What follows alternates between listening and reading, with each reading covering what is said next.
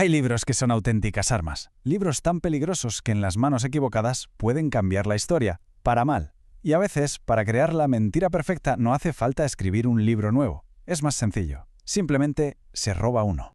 Fijaos bien en esto. A la izquierda tenemos un fragmento de una obra casi desconocida del siglo XIX. A la derecha, un texto de Los Protocolos de los Sabios de Sion, que es, uno de los fraudes antisemitas más infames de la historia. Las similitudes es que es increíble. No es una coincidencia, no. Es un plagio descarado, casi palabra por palabra. El manual para justificar el odio fue, en realidad, una copia. Claro, esto nos lleva a la pregunta del millón, ¿no? ¿Qué contenía ese libro original para que sus ideas, totalmente tergiversadas, sirvieran para un propósito tan monstruoso? Y sobre todo, ¿quién fue la mente que estaba detrás de todo esto? Pues para encontrar la respuesta tenemos que hacer un viaje en el tiempo. Nos vamos al París del siglo XIX para conocer a un hombre brillante y, la verdad, bastante atormentado, Maurice Joly. La vida de Joly fue, una lucha constante. Era un rebelde desde chaval. Llegó a fugarse de 5 colegios distintos, 5. En 1864, para darle un palo al régimen de Napoleón III, publicó su gran obra en Bruselas, de forma anónima, claro. Pero al intentar meterla de contrabando en Francia, lo pillaron, lo arrestaron y confiscaron toda la edición. Salió de la cárcel en el 67, pero ya estaba marcado, se convirtió en un paria social. Al final la historia acaba mal, pobre y solo se quitó la vida en 1887. Es que la historia es tremenda. Joly fue un disidente toda su vida. Su brillante sátira política fue primero suprimida, después su nombre cayó en el olvido, y su obra resucitó décadas más tarde para el propósito más oscuro que uno pueda imaginar. La ironía es trágica. No hay otra palabra. Venga, vamos al lío. Vamos a meternos de lleno en la obra a ver por qué era tan incendiaria. Vamos a sumergirnos en el diálogo en el infierno. La premisa es sencilla, pero es que es genial. Una conversación inventada, en el mismísimo infierno, entre dos pesos pesados del pensamiento político, Maquiavelo y Montesquieu.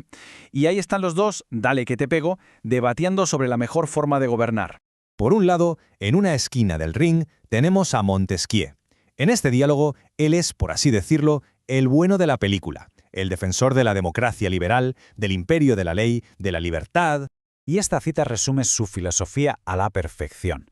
Montesquieu, a través de la pluma de Joly, viene a decir que para que la gente sea feliz hacen falta menos hombres geniales que hombres íntegros. O sea, que para él las instituciones justas y sólidas son mucho más importantes que cualquier líder carismático.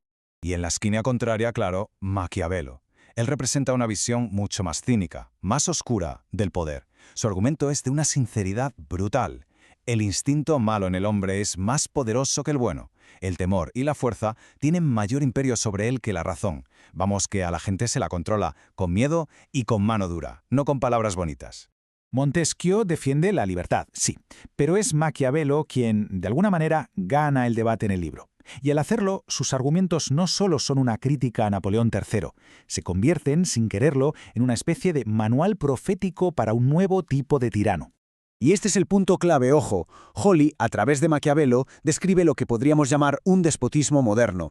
O sea, una dictadura que no necesita abolir las instituciones liberales a lo bestia. ¿Para qué? Las vacía desde dentro. Mantiene la fachada de democracia, pero en realidad es un régimen autoritario de arriba a abajo. El libro te detalla la estrategia en 4 pasos clave. Todo empieza con el control de la prensa, pero con disimulo. Desde ahí pasas a manipular la opinión pública. El tercer paso es ir debilitando las instituciones liberales desde dentro, y el remate final es usar ese mismo apoyo popular que has conseguido como excusa para todo lo demás. A ver, el primer paso. El tirano moderno no es un bruto, no prohíbe la prensa libre de golpe, que queda muy feo, no. En su lugar, la canaliza, la guía a la distancia, e incluso crea su propio periodismo de Estado para controlar el relato, haciendo que parezca una voz más en el debate. Es mucho más sutil. Y para controlar a la gente, la estrategia es puramente psicológica. Hay que aturdirla, sumirla en la incertidumbre mediante asombrosas contradicciones y extraviarla. Vamos, esto es una descripción de la desinformación en toda regla, y escrita hace más de 150 años. Es alucinante. Pero el manual va mucho más allá. Describe cómo quitarle al Parlamento el poder de hacer leyes, cómo usar las inspecciones de Hacienda para meterle miedo a los oponentes y cómo convertir los órganos legislativos en sitios donde solo se va a aplaudir. Habla hasta de crear una policía estatal muy poderosa y de usar referéndums para legitimar la acumulación de poder. Es un plan de acción escalofriantemente detallado. Muy bien. Dejemos por un momento este texto del siglo XIX para ver su increíble relevancia hoy, para entender el poder en pleno siglo XXI. El libro de Joly describía una tiranía ejercida por un líder político, por un déspota.